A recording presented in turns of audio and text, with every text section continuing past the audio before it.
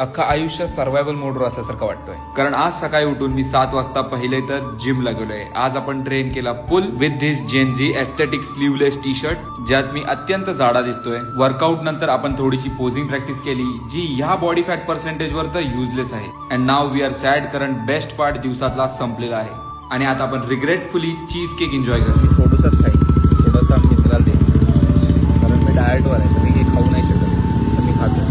आजचा दिवस अजिबात डिसिप्लिन आणि रुटीन मध्ये नाही जात आहे. आपण लवकर घरी पोहोचून पोस्ट वर्कआउट मील मध्ये फक्त एक स्कूप वे प्रोटीन आणि लाडू खाऊन स्वतःचा वेडा समाधान करून कामावरती जायला निघालो. एका फ्रेश हेअरकट सोबत चांगले कपडे घालून ऑलमोस्ट ऋतिक रोशन झालोच होतो, पण मूडचा भोसडा तेव्हा झाला जेव्हा मॅनेजरनी सांगितलं की आज ऑफिसला नाही तर तुला फील्डवर जायचंय. पनवेलच्या उन्हामध्ये 2 मिनिटात सावळ्याचा काळा झालो. ठाणे स्टेशनवरचा धबधबे वाहत होते आणि कल्याणला पोचून बघितलं तर तो ऑलमोस्ट राजस्थानच्या जवळ होता. सर्वात आधी तो ऑटो पकडली आणि वाणी हायस्कूल जवळच्या आपल्या झेनोच्या नवीन स्टोअरला पोहोचलो. तिकडचा काम उरकून आपण कॅब केली आणि रडती हिंदी गाणी ऐकत आपण उल्हासनगरमध्ये एंट्री घेतली.